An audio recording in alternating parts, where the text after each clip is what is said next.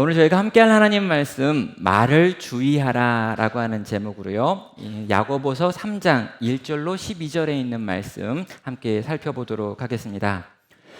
지난 금요일부터 오늘까지 나눔교회 청소년부가 지금 수련회를 진행하고 있습니다. 이 코로나를 인해 가지고요, 지난 2년여 동안 대부분의 수련회들을 진행하지 못하다가 이번에는 진짜 한번 모여야겠다라고 하는 생각을 했고요. 출발 당일날 아침에 다 자가격리를 해가지고 2박 3일의 수련회에 참여할 수 있는 여부를 마지막까지 이 검진 키트를 들고 확인한 다음에 음성 반응을 보인 아이들과 선생님들이 함께 출발을 했습니다. 걱정이 되는 부분들이 물론 있습니다. 그러나 이대로 두면 우리 청소년들이 다 없어지겠다라고 하는 좀 두려운 마음이 있고요. 그래서 최대한 방역을 신경 쓰면서 이 수련회를 진행을 했습니다. 그런데요, 우리 교회만 그렇게 하는 게 아니고요. 지금 전국에 있는 대부분의 이 여력이 되는 교회들은 다 수련회를 진행하고 있습니다. 왜냐하면 이 대부분의 교회들이 생각하기에도 수련회를 1년 안 하고 2년 안 하고 이렇게 모이지를 못하다 보니까 이 다음 세대 청년과 청소년 세대를 거의 다 잃어버리겠다라고 하는 동일한 종류의 위기감이 있기 때문입니다. 그래서 대부분의 교회들도 여름 수련회와 캠프를 하고요. 또 많은 단체들도 얼마 동안 하지 못했던 모임들을 지금 시작해가지고 진행을 하고 있습니다. 저 역시 이런 상황이기 때문에 어떻게든 좀 필요하다라고 하는 교회나 단체에서 말씀을 섬겨달라라고 하면 좀 가가지고 지금 섬기는 중에 있고요. 자, 그런데 제가 이렇게 외부에 있는 집회를 인도하다 보면은요, 이 청소년과 청년들에게 전문적으로 말씀을 전하시는 이 전문 강사 또는 이 특강과 간증을 하는 이런 강사분들이 좀 있습니다. 일반적인 교회 사역은 잘 안 하시고요. 이런 집회들에서 청소년들에게 또 청년들에게 말씀을 전하는 걸 마치 주인 것처럼 하시는 분들이 있는 거죠. 그런데 저는 굉장히 기본적으로 겸손하다 보니까요. 그런 분들이 강의를 하고 그런 분들이 이렇게 말씀을 전할 때 그 앞에 가가지고 시간이 되면 앉아서 듣고는 하는데요. 그렇게 듣다가 처음 몇 번 한 5분, 10분이 지난 다음에 그냥 일어나서 나와버리는 그런 강사들이 종종 있습니다. 뭐냐면 이 청소년과 청년들을 바라보면서 대놓고 반말하는 강사의 설교를 저는 듣지 않습니다. 또 자기의 과거가 이러이러했다라고 말하면서 자기 전과 이야기를 하거나 자기 몸에 있는 문신이나 흉터들을 보여주면서 애들을 위협하는 그런 강사의 설교도 듣지 않습니다. 또 중간중간에 소리를 지른다거나 욕설을 섞어가지고 말하는 강사, 또 거의 음담패설에 준하는 저급한 유머를 섞어가면서 아이들을 웃기려고 애쓰는 강사의 설교는요, 그냥 강의를 끝까지 들어주는 게 아니라 그 자리에서 일어나서 나오고요. 나온 다음에 혹시 제가 학생들을 데려갔으면 그 학생들도 다 끄집어내서 같이 나오라고 그러고요. 이 주최 측에 항의를 했습니다. 왜냐하면 거룩하신 하나님의 말씀이 저런 저급한 언어에 담기지 않는다라고 하는 생각이 제게 있기 때문입니다. 사랑하는 성도 여러분, 저는 우리 성도님들에게도 꼭 이렇게 당부를 하고 싶습니다. 말은요, 그 사람의 인격입니다. 하나님께서 들어 사용하시는 인격이라면, 하나님께서 지금 만들어가고 계신 인격이라면 그 인격은 반드시 그의 말과 언어를 통해서 드러날 수밖에 없다는 것이죠. 저는 우리 성도님들 가운데 우리 나눔교회 설교가 아니라 또 제 설교나 우리 교회의 설교가 아니라 다른 분들의 설교를 정기적으로 듣고 계시는 분이 있다는 걸 알고 있습니다. 저는 그게 잘못됐다고 생각하지 않고요. 저희에게 부족한 어떤 영역을 다른 곳에서 잘 채우시고 있는 것이기 때문에 좋을 수 있다라고 생각을 합니다. 그런데 그런 분들에게 꼭 하고 싶은 말이 뭐냐면요. 그 설교를 듣는데 그 설교에 저급한 유머가 가득하다면 여러분 듣지 마십시오. 또 윽박지르는 말이나 반말이나 욕설을 섞어가지고 설교하는 설교자의 말을 계속해서 듣고 앉아있지 마십시오. 매번 공포감을 조성하면서 회개하라고 막 소리를 지른다거나 아니면 성경 본문을 읽어놓고 성경 본문과 아무 상관없는 이야기로 그 시간을 때우고 있는 그런 종류의 설교를 듣지 말라는 것입니다. 때로는 기독교 방송국에 그런 설교들이 송출되어지는 경우들이 있습니다. 여러분, 기독교 방송국에 송출되어지는 대부분의 설교는 자기가 돈을 내고 방송하고 있는 거기 때문에 그 방송국의 퀄리티, 그 방송에서 나왔다라고 하는 것이 그 설교가 좋은 설교고 그 설교자가 좋은 설교자다라고 하는 건 의미하는 것이 아닙니다. 유일하게 증명하는 건 뭐냐면 돈이 많은 교회구나라고 하는 것만 증명할 수 있죠. 사랑하는 성도 여러분, 설교를 많이 듣는 게 중요한 게 아니라 좋은 설교를 들어야 되는 것이고요. 이렇게 잘못된 많은 설교를 듣다 보면 우리의 영혼의 상태가 이전보다 더 망가질 수도 있기 때문에 주의하시면 좋겠습니다.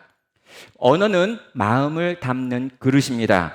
그릇이 저 모양 저 꼴이라면 저 꼴 안에 담겨 있는 것이 진리일 가능성이 희박하다는 것이죠. 오늘은 성도가 가지고 있는 언어에 대해서 성경이 뭐라고 말하는지, 성경 전체에서 성도의 말과 관련해서 가장 압축적으로 그리고 풍성하게 설명하고 있는 야고보서 3장에 있는 이 말씀을 한번 살펴보도록 하겠습니다. 자, 가장 먼저 살펴봐야 될 건 뭐냐면요, 1절과 2절에 있는 내용을 토대로 해서 과연 이 이야기는 누구에게 하고 있는 이야기인가라고 하는 이 이야기의 대상에 대한 설명입니다. 3장 2절은 이렇게 말합니다. 우리가 다 실수가 많으니 만일 말에 실수가 없는 자라면 곧 온전한 사람이라 능히 온몸도 굴레 씌우리라 라고 말하고 있습니다. 자, 여기서 무슨 말을 하는 거냐면 여기에 있는 우리 모두가 다 말에 실수가 많은 사람들이다. 그런데 혹시 이 말에 실수가 적은 사람, 이 말에 실수가 거의 없는 사람이 있다면 그 사람은 곧 온전한 사람이다 라고 말하는 거죠. 그럼 야고보서는요, 기본적으로 이 흩어진 교회를 바라보면서 교회야, 너희가 지금 흩어져 있지만 온 세상에 흩어져 사라져버리지 않으려면 온전해져야 된다라고 하는 이야기를 하고 있습니다. 그래서 계속해서 온전한 사람, 온전해짐이라고 하는 말이 반복적으로 나오죠. 세상이 너희를 공격하는 여러 가지 시련이 있다. 그 시련을 견뎌내려면 온전해야 한다. 너희를 유혹하고 있는 그 많은 유혹들이 있다. 그 유혹을 이겨내려면 온전해야 한다.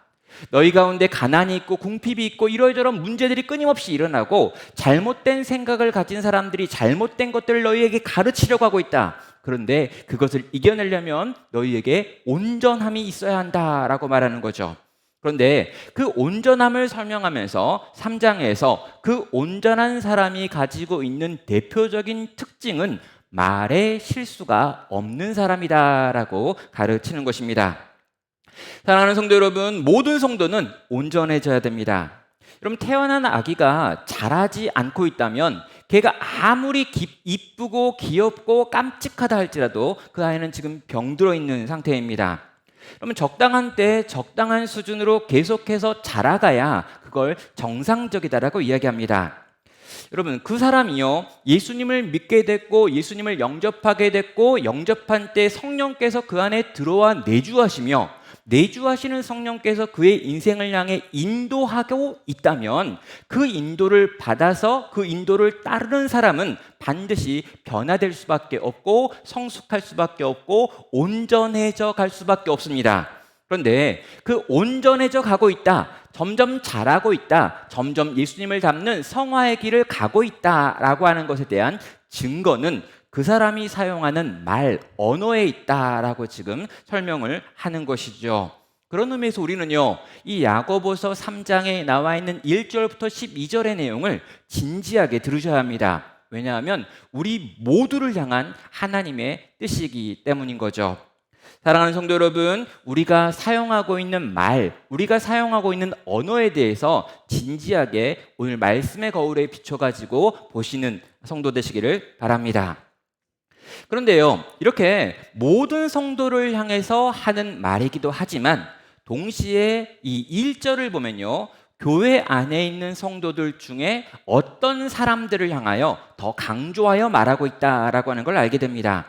3장 1절입니다. 내 형제들아, 너희는 선생된 우리가 더 큰 심판을 받을 줄 알고 선생이 많이 되지 말라라고 하는 이 경고가 1절에 나와 있습니다.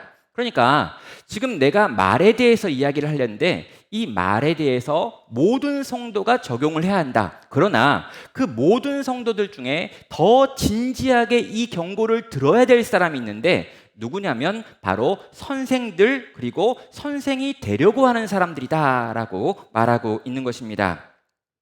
자, 이건 뭘 말하는 걸까요? 이 야고보서 전체에서 반복적으로 등장하는 나쁜 사람들이 있습니다. 누구냐면 이 잘못된 것을 가르치는 잘못된 선생들이었죠. 자, 그 선생들은요, 이 비진리를 가르치는 이단의 교리를 가르치는 사람들은 아니었습니다. 그들은 삼위일체를 부정한다거나 예수님이 하나님의 아들이고 인간이시다라고 하는 걸 부정하는 그런 종류의 본격적인 이단은 아니었어요. 그런데 지금 이 AD 1세기 중반을 살아가고 있었던 흩어진 교회들마다 들어와 가지고 활동하고 있었던 이 거짓 선생들의 특징은 뭐였냐면요, 너희가 가지고 있는 믿음과 너희가 가지고 있는 삶의 방식은 일치할 필요가 없다라고 가르치는 사람들이었습니다. 우리는 마음으로 믿고 그냥 있으면 구원받는 거지, 굳이 마음으로 믿고 있는 그 신앙을 우리의 삶 가운데 살려고 노력하고 애쓸 필요가 없어 라고 말하는 사람들이 그 당시 교회 안에 들어와 가지고 교회를 혼란스럽게 만들던 사람이라는 거죠. 그럼 대놓고 이단은 아니었습니다. 그런데요, 그 대놓고 이단은 아니지만 그 생각을 듣고 그 생각을 갖고 그 생각을 가지고 살다 보면은 어떤 일이 벌어지냐면요, 믿음이 행함으로 전혀 드러나지 않는 것입니다. 전혀 눈에 보이지 않는 거예요. 믿음이 있다고 하지만 그 믿음이 있는지 없는지 알 수가 없습니다. 그럼 어떤 일이 벌어질까요? 믿음 때문에 생기는 시련도 없고 믿음 때문에 당하는 유혹도 없습니다. 그러면 교회는 이미 온 세상으로 흩어져 버렸는데 그 세상 속에 들어간 교회들이 이제 생각과 마음과 이런 모든 행동 속에서 곧 세상 안에서 사라져 버릴 교회가 되는 것이죠.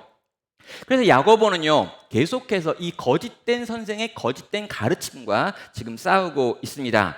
그러면서요, 행함으로 증명하지 못하는 믿음을 가르치는 선생들을 바라보면서 너희가 가지고 있는 그 가르침은 틀린 것이고 잘못된 것이기 때문에 너희는 더 이상 가르치려고 하지 말아라. 너희는 더 이상 그 입을 좀 다물어라. 네 입에서 나오는 그 말을 그쳐라 라고 하는 차원에서 오늘 이 언어에 대한 말을 또한 하고 있는 것입니다. 언어가 변화되지 않는 너희는 진리를 가르칠 만한 자격이 없는 사람들이기 때문에 교회 안에서 절대로 선생이 되면 안 된다라는 것이죠.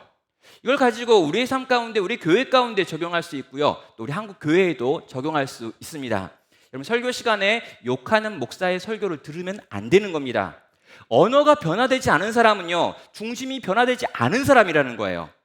야고보서는 지금 명확하게 선생들은 절대로 그 언어를 가지고 이런 식으로 잘못된 방식의 말을 전하면 안 되기 때문에 그 언어와 그 언어의 내용 이견의 그 태도를 보고 그가 말하는 내용을 듣거나 듣지 않을 것을 결정하라는 거죠. 제가 얼마 전에 이 코로나 기간 동안에 이사를 가가지고 주변에 있는 교회를 가겠다라고 하시는 성도를 이제 마지막으로 가서 신방하는 일이 있었습니다. 그래가지고 그 성도에게 이제 어떤 교회를 가기로 하셨냐라고 질문을 했더니 이 동네에 가까운데 걸어갈 수 있는 교회 중에 좀 큰 교회가 있어가지고 그 교회 가봤는데 그 교회가 좋더라라고 하면서 그 교회에 등록을 하시겠다는 거죠. 근데 그 교회 이름을 딱 듣는 순간 뭔가 기분이 싸한 거예요. 왜냐하면 얼마 전에 몇 군데 이렇게 언론에서 그 교회에서 좀 이렇게 과격하게 이제 설교하고 그 내용을 가지고 좀 사람들이 좀 독특하게 살아간다라고 하는 내용을 본 적이 있었기 때문입니다. 그래서요, 제가 이제 그런 내용을 들은 적이 있는데 그런 내용을 내가 들었는데 혹시 그 교회 갔더니 그렇지 않았느냐라고 이야기를 했더니 정말 그렇다는 거예요. 설교 시간 내내 성도들을 혼낸다고 합니다. 그리고 설교 시간 내내 이 심판과 지옥에 대한 이야기를 거의 한 달에 한두 번씩은 꼬박꼬박 하신대요. 그러면서 이런 세상이 이미 왔고 이 세상은 거의 지옥에 방불하기 때문에 이 세상에 머물지 말고 빨리 교회로 와라, 교회에 숨어 있어야 된다라고 이야기하시고 기도를 많이 해야 되고 예배를 많이 드려야 되고 모임을 많이 가져야 되고 이런 모임에 안 오면 그 사람의 신앙은 곧 없어질 것이고 지옥불에 던질 수 있다, 이런 이야기를 매번 거의 이렇게 매주 포함해 가지고 하신다는 분이었습니다. 제자 훈련을 굉장히 열심히 한다고 하는 교회고요, 성도들로 하여금 많은 예배를 드리게 만드는 교회였습니다. 그런데 제가 보기에 좀 잘못된 것들이 있는 거죠. 우리는 분명히 이 세상이 악하고 지금 많이 무너져 있다는 걸 알고 있습니다. 그러나 이 세상은 하나님께서 사랑하시는 세상이기 때문에 우리는 이 세상 속에서 살아야 되고요, 이 세상을 사랑으로 품어야 되고요, 이 사랑을 어떻게든 변화시키기 위해 애쓰고 노력하는 세상 속을 살아가는 그리스도인으로 살아야 하는데, 이 세상에서 떠나가지고 완전히 독립해가지고 선을 긋고 살아라 라고 하는 건 제가 보기에 잘못된 가르침이기 때문입니다. 그래가지고요, 여러 가지 이유 때문에 요 교회가 건강하지 않은 것 같으니 주변에 있는 또 다른 교회를 한번 찾아보는 게 어떻겠느냐, 아니면 제가 좀 교회를 추천할 수 있겠느냐라고 이야기를 했습니다. 그런데 그분은 굳이 그 교회를 가겠다라고 이야기를 하는 거예요. 근데 그 말 속에 이런 게 있었습니다. 그분이 말은 좀 험하게 하고 좀 설교 시간에 반말도 하고 좀 우리에게 윽박 지르는 것도 있지만 뭐 내용이 틀린 건 아니잖아요 라고 하는 말을 하는 거죠. 분명히 제가 보기엔 내용도 틀렸는데요, 제가 보기에 내용이 맞다라고 생각을 하고 그런 그 진리도 그런 이상한 그릇에 담길 수 있다라고 하는 생각이 그분의 마음에 있었던 겁니다.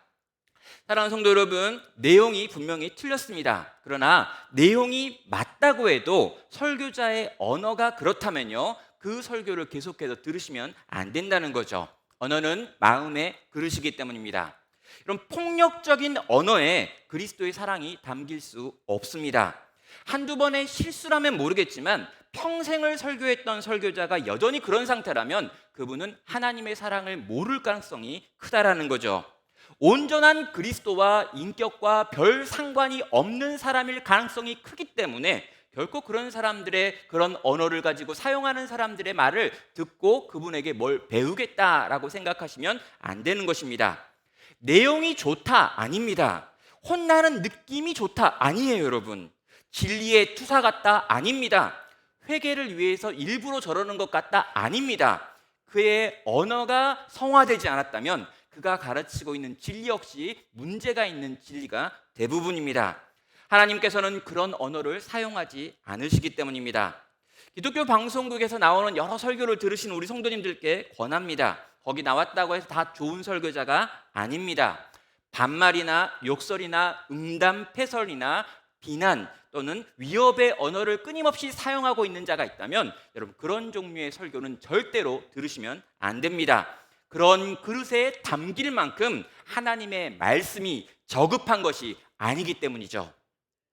자, 여러분, 우리는요, 여기까지 내용을 통해 가지고 하나님께서는 언어를 중요하게 여기신다. 모든 성도가 온전해지려면 언어 문제를 다뤄야 한다. 그리고 모든 설교자나 교회를 인도하고 리더하고 있는 리더들은 이 언어에 대하여 더 민감해야 된다라고 하는 것을 정리했습니다. 자, 그런 다음에 이어지는 내용을 보면은요, 이제 이 언어가 얼마나 중요한지를 여러 가지 종류의 비유를 가지고 지금 설명하는 것을 듣게 됩니다. 크게는 두 가지를 이야기하는데요, 하나는 이 언어, 말이 얼마나 중요한지에 대한 부연 설명들을 하고요, 다른 하나는 이 말이 얼마나 위험한가라고 하는 것에 대한 부연 설명을 하고 있습니다. 일단 말이 얼마나 중요한지를 설명하고 있는데요, 3절과 4절이 이렇게 말합니다. 우리가 말들의 입에 재갈을 물리는 것은 우리에게 순종하게 하려고 그의 온몸을 제어하는 것이라. 또 배를 보라. 그렇게 크고 광풍에 밀려가는 것들을 지극히 작은 키로서 사공의 뜻대로 운행하나니라고 말합니다. 여기에 두 가지 비유가 나오죠. 하나는요, 말이 등장합니다. 그런데요, 이 말은요, 짐승들 중에 가장 강력한 짐승 가운데 하나죠.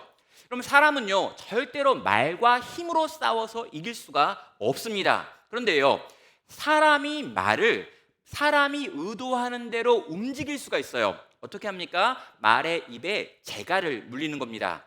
제가 재갈을 찾아봤는데요, 이 재갈은 금속으로 만들어진 막대기입니다. 그런데요, 이 막대기 양쪽에 이제 고리가 달려 있고요, 고리 끝에 곱비라고 하는 이 가죽으로 된 줄을 다는 거죠. 그래서 말의 입에 이렇게 넣어가지고요, 그러니까요. 말이 되게 아프겠죠? 예, 이렇게 딱 넣는 거예요. 그러면 말이 아프니까 이렇게 걸려 있는 이 재갈을 오른쪽으로 당기면 고개를 오른쪽으로 틀고 왼쪽으로 당기면 왼쪽으로 틀면서 말이 머리를 간 쪽으로 몸을 움직이게 돼 있고요. 당기면 아파서 멈추게 되어 있는 겁니다.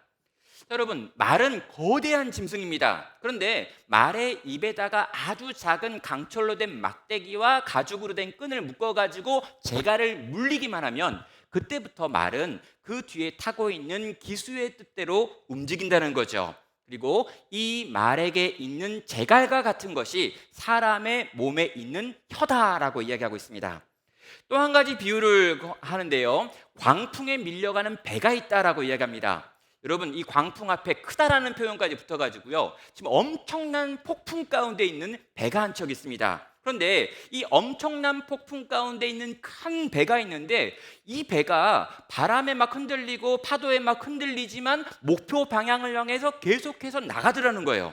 어떻게 그게 가능한가라고 살펴봤더니 이 거대한 배에 아주 작은 키라고 하는 게 있습니다. 그리고 이 키를 선장이 붙들고요, 이 키의 방향을 조정을 하는데 이 키가 눈에 보이지도 않는 그 작은 키 때문에 배 전체의 방향이 결정되고 그 방향을 향해 그 폭풍 속에서 나가더라라고 하는 말을 하고 있는 거죠.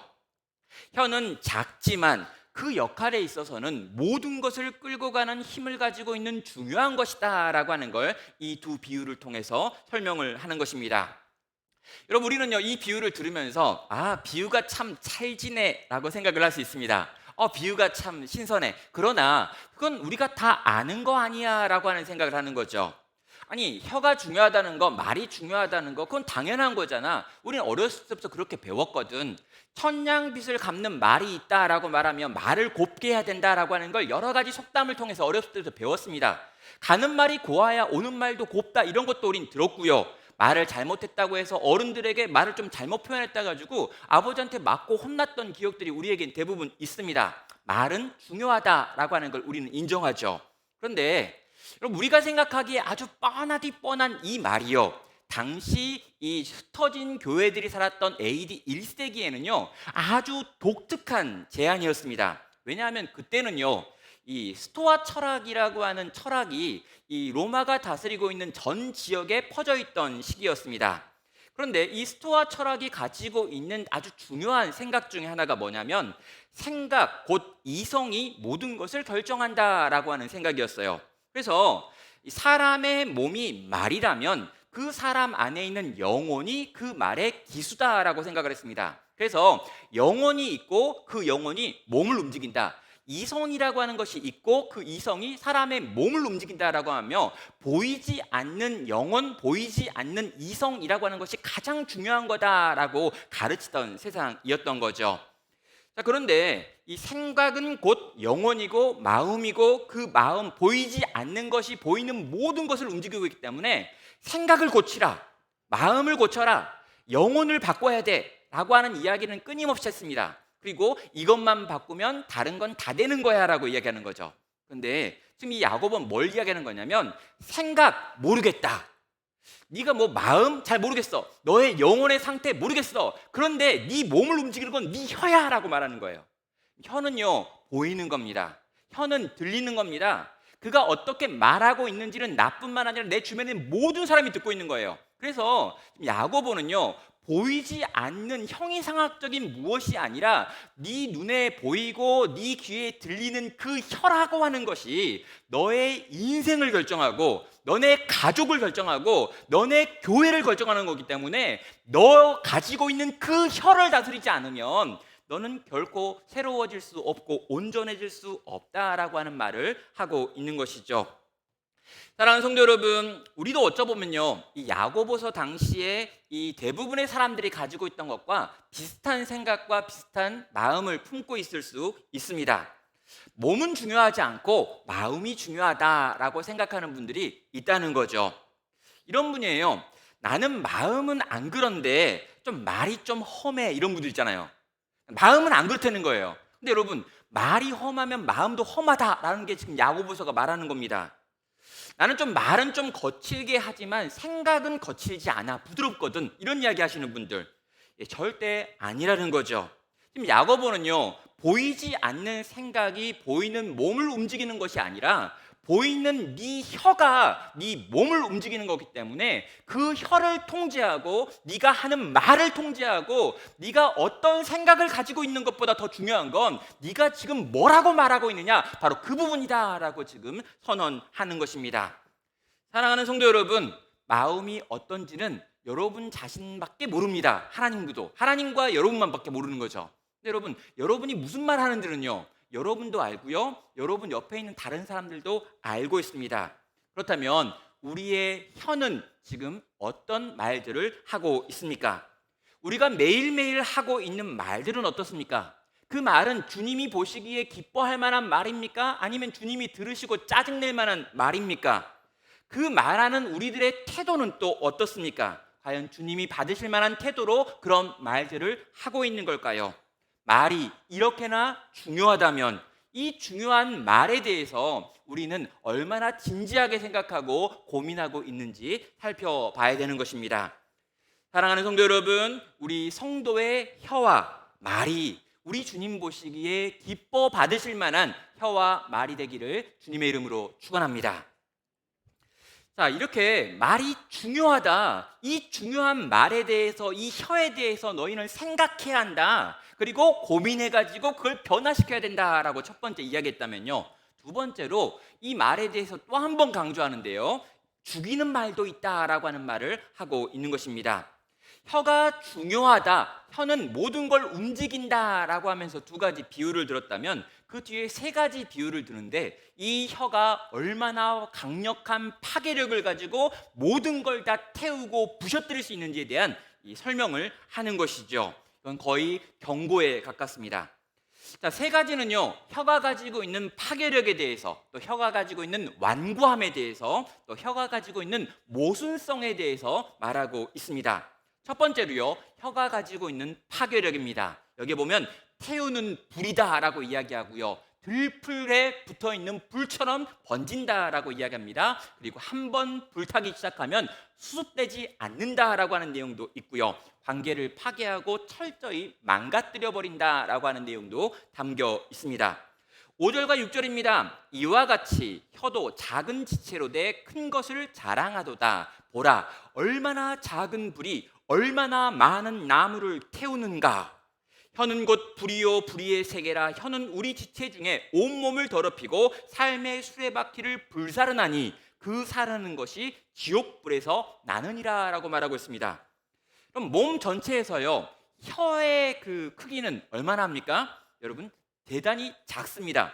혀가 얼마나 되는지 한번 좀 확인하고 싶은데 뭐 혀를 뺄 수도 없고 그러니까 못하겠어요. 아무튼 혀는요, 아무리 생각해도 우리 몸에 있는 여러 가지 기관 중에 그렇게 큰 기관은 아닙니다. 그러나 몸 전체를 다스리고 있고 몸 전체를 망가뜨리게 할 수 있다라고 말하는 거죠.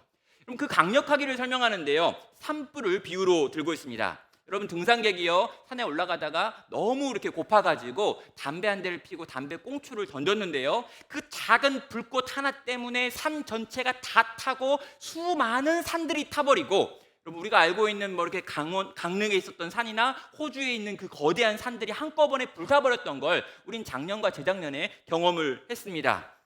여러분, 작은 불꽃이었는데 그 불꽃이 번지기 시작할 때 통제할 수 없었고 엄청나게 많은 것들이 한순간 수십 년 동안 수백 년 동안 자랐던 것들이 사라져버리는 일이 한순간에 일어날 수 있다라고 하는 걸 산불은 보여주지요. 근데요, 여기에 있는 이 작은 불꽃과 같은 것이 사람의 몸에 붙어있는 혀다라고 지금 선언을 합니다.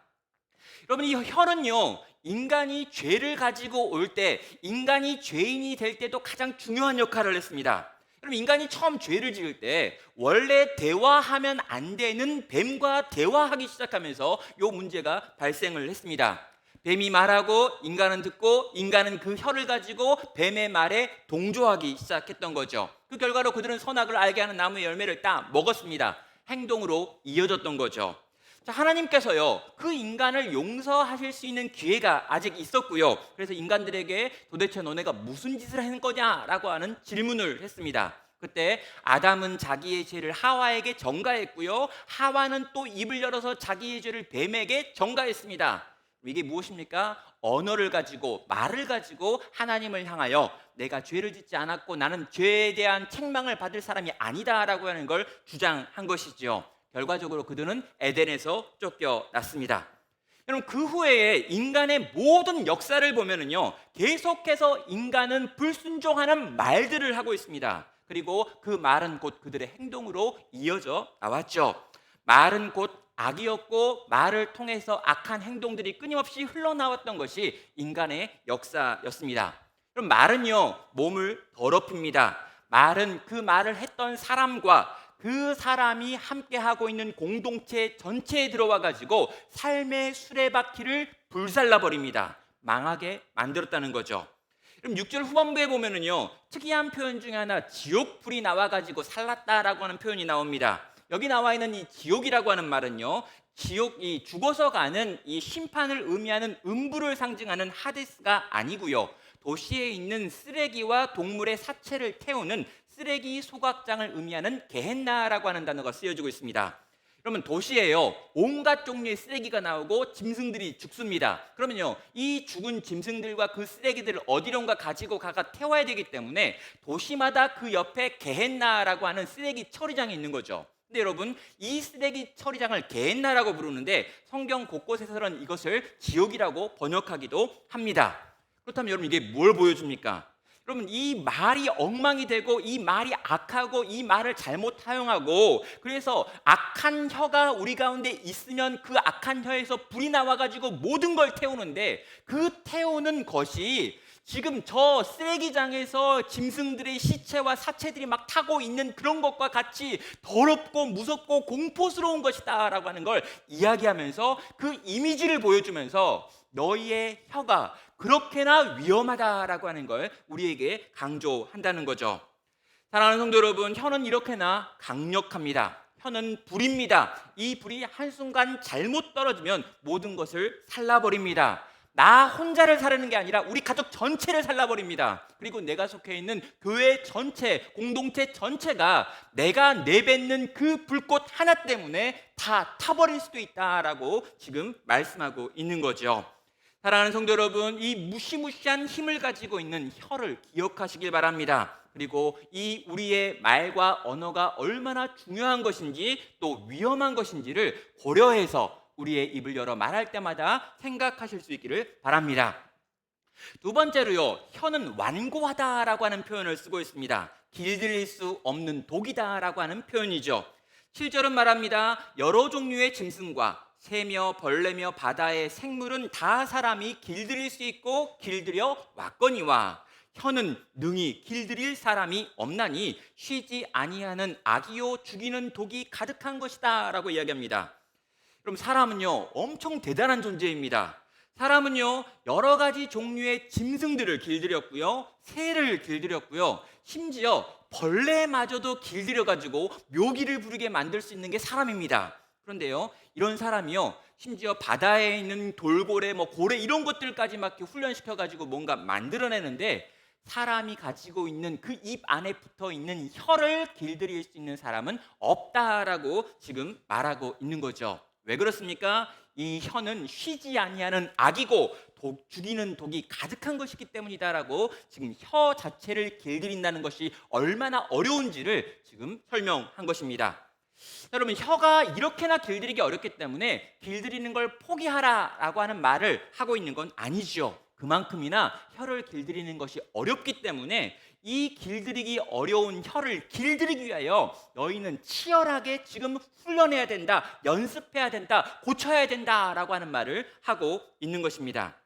그럼 혀에는요, 기본적으로 방향성이 있습니다. 그래서 이 혀가 아주 어렸을 때 길들여지는데요, 한번 그렇게 길들여진 혀를 다른 방식으로 움직이는 건 대단히 어렵다라고 하는 걸 우리는 기본적으로 우리가 사용하는 사투리에서 확인하게 됩니다. 오늘도 저는요, 이 설교하기에 앞서가지고 여러 번 한번 연습을 해봤습니다. 제가 예배 소설을 잘 읽을 수 있는가를 한번 연습해봤어요. 예배를 잘 읽을 수 있는가, 예배 소설. 근데 계속 하는데 어떨 때는 되는 것 같고 어떨 때 안 되는 것 같은 거예요. 여러분, 제가 그쪽 동네에 살았던 건 20년도 채 안 되고요. 그 뒤에 살았던 시간이 훨씬 더 깁니다. 그럼에도 불구하고 아직도 에베소서가 안 돼요. 의식하면 더 안 돼요. 이거 진짜 안 되는 겁니다. 훈련하려고 애쓰고 바꿔보려고 해봐도 내가 어렸을 때 배웠던 언어의 습관들, 이 혀를 사용하는 방식이 나중에 커가지고 바뀌는 건 대단히 어렵다라고 하는 걸 우리는 우리의 사투리를 통해서 아는 거죠. 근데 여러분, 저는요, 제 혀를 고쳐본 경험이 있습니다. 뭐냐면 제가 중학교 2학년 때 언어 치료를 받을 때요, 더 이상 말더듬이로 살고 싶지 않아가지고 정말 어떻게 해야 되나 고민할 때 제가 이제 광주에 가가지고, 광주에는 사람들이 많다 보니까 이걸 고쳐줄 수 있다라고 하는 선생님이 계셨고요. 그래가지고 그 선생님에게 가가지고 언어 치료를 받을 때 제가 말하는 발음이 너무 부정확하다라고 하면서 이 발음을 정확하게 만들기 위해서 너는 이 모나미 볼펜, 모나미 1호산 하얀색 볼펜을 입에 물고 말하는 법을 끊임없이 연습시켰습니다. 그래가지고 거기 가가지고도 연습하고 집에서도 연습하는데요. 여러분, 모나미 하얀색 1호산 볼펜을 입에 물면 어떤 일이 벌어지는 줄 아십니까? 침이 질질 흐릅니다. 그러면 그 침이 질질 흘러도요, 침을 질질 흘리면서 계속 발음을 해야 되는 거예요. 내가 안 되는 발음, 못하는 발음, 반복하는 발음, 틀렸을 때마다 당황하는 발음들을 생각하면서 끊임없이 생각하고 끊임없이 침을 흘리면서 발음을 정확하게 하려고 애쓰고 노력하지 않으면 혀는 고쳐지지 않기 때문입니다. 저는요, 사람들에게 편하게 말하고 싶었습니다. 말 더듬이로 평생 살고 싶지 않았습니다. 초등학교 내내 친구 없이 살았는데 중학교 가서도 똑같이 친구 없이 살기 싫었습니다. 저는 국어책을 소리내서 읽고 싶었습니다. 너무너무 정상이 되고 싶어가지고요. 여러분, 그 모나미 볼펜을 이에 물고요, 침을 질질 흘리면서 연습해서 지금 이렇게 말씀을 증거하는 사람이 됐다라는 거죠. 사랑하는 여러분, 혀를 고치는 건 너무 어렵습니다. 그러나 고치지 못하는 게 아니라 고치기 어렵다는 것이죠. 사랑하는 성도 여러분, 우리가 가지고 있는 언어의 습관들, 우리가 가지고 있는 말의 방식들, 우리는 이 말을 변화시킴으로 거룩한 말을 사용하는 사람이 되므로 하나님을 향한 성화의 길을 걸어가야 한다는 것이죠. 오늘 결단하시고, 오늘 훈련하시고, 오늘 주님이 기뻐하시는 언어로 내 입을 채우겠다라고 다짐하시고 이를 악무시고 내가 변화되기를, 내 언어가 변화되기를, 내 혀가 달라지기를 하나님께 구하시며 나아가시는 성도 되시기를 바랍니다. 마지막 세 번째로요, 이 혀가 가지고 있는 독특함이 뭐냐면 모순성이라고 하는 것입니다. 이게 가장 심각하고요, 야고보는 이 부분을 가장 많이 다루고 있죠. 자, 9절은 말합니다. 이것으로 우리가 주 아버지를 찬송하고 또 이것으로 하나님의 형상대로 지음받은 사람을 저주하나니라고 말합니다. 그런 다음에 한 입으로 찬송과 저주가 나는도다. 예, 형제들아, 이것이 마땅하지 아니하니라라고 선언합니다. 여러분, 지금 어떤 일이 벌어진 거냐면요, 어떤 사람이 교회에 와가지고 하나님을 막 찬양합니다. 막 찬양하는데 정말 천상의 찬양을 했어요. 너무 아름다운 찬양을 했습니다. 우와, 하나님이 정말 영광 받으실 만한 놀라운 찬양을 하나님께 올려드렸어요. 그런 다음에 이 찬양이 끝난 다음에 자기들끼리 모여가지고 그 모임 가운데 있는 어떤 사람의 뒷담화를 엄청 심하게 하면서 저런 인간 죽어야 돼, 썩어야 돼, 망해야 돼, 막 이런 욕을 막 하다는 거죠. 그 이야기를요, 누군가가 들은 거죠. 그리고 충격에 빠진 겁니다. 방금 전에 그 놀라운 찬양을 했던 그 입이 똑같이 거기에 있는데 그 입에서 저렇게 사람을 썩이는 말이 막 쏟아져 나오는 걸 보니까 이해가 안 되더라는 거죠. 한 입에서 어떻게 저 두 가지 종류의 말이 나올 수 있느냐? 그래서 지금 비유를 뭐로 드냐면요, 샘을 지금 들고 있습니다. 한 샘이 있는데 한 샘에 있는 한 구멍에서 쓴물과 단물이 어떻게 한꺼번에 나올 수 있는가? 이건 자연계에서는 결코 일어날 수 없는 일인데 인간의 입이라고 하는 건 도대체 그 일어날 수 없는 일을 행하고 있구나라고 말하며 그 입술에 대하여, 그 혀에 대해서 지금 경고하는 것이죠. 그러면서 이렇게 말합니다. 내 형제들아, 어찌 무화과 나무가 감람 열매를, 포도나무가 무화과를 맺겠느냐? 이와 같이 짠물이 짠물이 안 된다는 거예요. 여러분, 두 가지 말이 한꺼번에 나올 수 없는데 인간의 입은 두 가지를 한다는 거죠. 하나님을 높이 찬양하면서 하나님이 창조하신 인간을 사람 이하의 것으로 짓밟아 버리는 게 하루 한 날 한 사람의 입에서 동시에 나올 수 있다. 라고 하는 걸 이야기하면서 이 혀의 모순성을 지적하는 것입니다. 사랑하는 성도 여러분, 그럼 이 일을요 들었는데 이게 정말 이상한 일이고 신비한 일이고 놀라운 일이라고 여러분 생각하십니까? 아니죠. 왜냐하면 우리 대부분은 다 그러니까요. 예배를 드릴 때 정말 거룩한 말들을 하고요.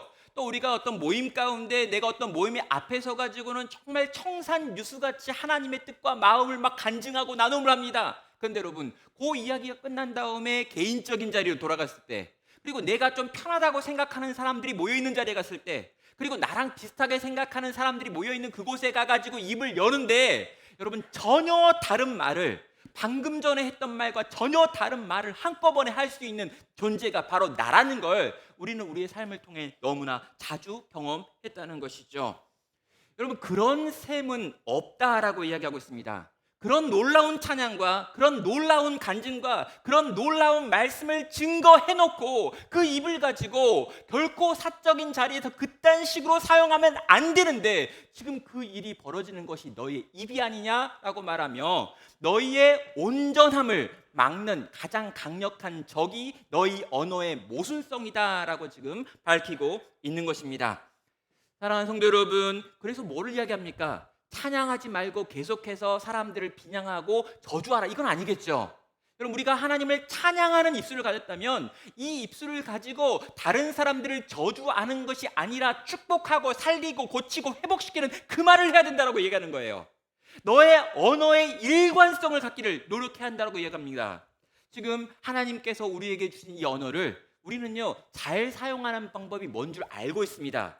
뭐가 살리는 말인 줄 알아요. 뭐가 회복시키고 고치는 말이고 진리의 말이고 온전한 말이고 옳은 말인지 알고 있습니다. 그러면요, 이 알고 있는 진리의 말이 나의 언어 생활 전체에 영향을 미치도록 만들어야 한다는 거죠.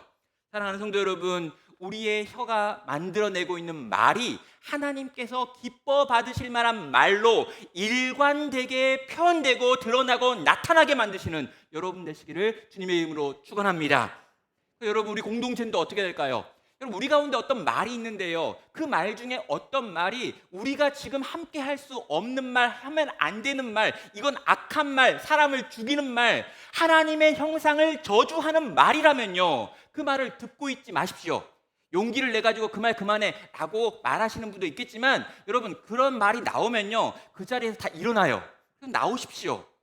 그럼 누군가가 그런 말을 하기 시작하면요 그 자리에서 앉아있지 마세요. 듣지 마세요. 고개를 끄덕이면서 공감한다고 하지 마세요. 그냥 그 자리에서 일어나서 나오세요. 사랑하는 여러분, 정말 교회 공동체가 수없이 많은 말들이 쏟아져 나오는 것이고 수없이 많은 사람들에 대한 평가가 뒷담화의 형태로 나오는 곳이다 라고 세상 사람들이 비난하는데 여러분, 그 말을 들으면서 우리는 어떤 생각이 드냐는 거죠. 여러분, 그게 맞다, 옳다, 그렇지, 늘 그랬지 라고 생각하고 있지는 않나요? 사랑하는 여러분, 수없이 많은 말들이 나오는 교회 공동체 안에서 우리의 말이 살리는 말이 되어야 하고요, 우리의 말이 고치는 말이 되어야 되고요, 우리의 말이 회복시키는 말이 될 수 있도록 함께 노력하고 수고함으로 나를 살리고 우리 가정을 살리고 우리 교회를 살려내시는 귀하고 복된 하나님의 언어의 사람 되시기를 주의 이름으로 축원합니다. 말씀을 마무리하겠습니다. 우리는 혀를 훈련시켜야 합니다. 그리고 이 훈련된 우리의 혀가 사람을 살려내는 일에 쓰여져야 합니다. 야고보는요 이 혀가 얼마나 중요한가를 설명했고요, 이 혀가 얼마나 위험한지도 설명하고 있습니다. 이 세상에 이만큼 위험하고 이만큼 강력한 것이 없다라고 이야기하고 있습니다.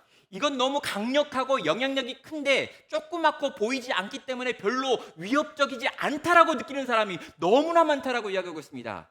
사람을 때려서만 죽이는 게 아니라 말로도 죽일 수 있다라고 이야기하고 있습니다. 사람을 때리고 찌르고 이렇게 죽이는 그런 육체적인 죽음보다 더 강력한 죽음이 혀를 통해 일어날 수 있고, 그것은 마치 쓰레기 하치장에서 불에 타오르고 있는 것처럼 비참한 일을 만들어낼 수 있다라고 선언하고 있는 거죠. 그래서 우리는요 우리의 혀가 하나님이 기뻐하시는 완전함에 이룰 수 있도록 지금 훈련해야 합니다. 그럼 습관이 영성이다라고 하는 책이 있는데요, 여기 보면 제임스 스미스라고 하는 사람이 이런 이야기를 합니다. 실천이 습관을 낳았고 이제 그 습관은 내가 그 실천과 그 실천이 약속하는 바를 원하게 만들었다. 새로운 갈망을 원하게 만들었다. 그리스도 안에서의 영성의 형성을 위해서는 수많은 습관이 재형성되어야 한다. 우리가 평생에 걸쳐 수많은 무질서한 습관을 이미 갖고 있기 때문이다라고 말합니다. 무슨 말이냐면요, 우리 대부분은 무슨 생각을 하는 거냐면, 내가 정말 변화되고 싶어 라고 생각을 하고 정말 그 마음을 결단하고 의지를 가져야 그 다음에 뭔가를 행동해 가지고 그걸 습관으로 만든다라고 생각하는 거죠. 근데 여러분, 이 제임스 스미스라고 하는 사람은 아니라는 거예요. 우리가 뭔가 마음으로 강하게 먹고 정말 그걸 생각을 많이 하고 그걸 결단하고 내가 해야지 해가지고 내 어떤 삶이 바뀌고 습관이 바뀌고 고쳐지고 다른 사람이 되는 게 아니라 먼저 실천하라는 거예요. 그리고 그 실천을 통해서 습관이 만들어지고요, 그 습관이 내 삶 가운데 계속해서 실천되어지는 과정을 통해 가지고 내가 그런 습관을 가진 사람이 되고 싶다라고 하는 마음의 변화가 일어난다는 거죠. 그래서 영성은 마음의 변화 이전에 내 행동의 변화로부터 나온다라고 하는 새로운 이야기를 하고 있습니다.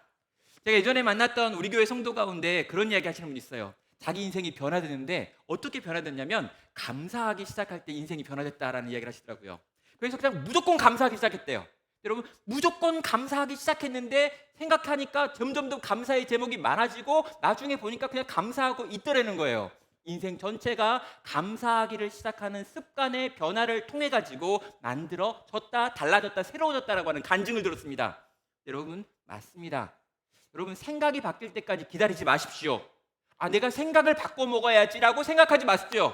그냥 바꾸십시오. 오늘 실천하십시오. 오늘 내 언어를 새롭게 만드십시오. 그리고 그렇게 만들어진 그 실천이 습관이 될 때까지 계속 가십시오. 그러면요, 어느 때인가 어느 순간인가 나를 변화시킨 그 습관이 얼마나 귀하고 아름다우며 나의 생각과 마음까지 어떻게 바꾸는지를 경험하게 될 것이기 때문입니다. 사랑하는 성도 여러분, 야고보가 말하는 우리 혀가 가지고 있는 이 힘과 위험성을 생각하시면서 우리의 언어의 변화를 위해, 또 우리의 삶에 나오는 다양한 표현의 변화를 위해 함께 씨름하고 나갈 수 있는 우리 모든 성도 되시기를 주님의 이름으로 축원합니다.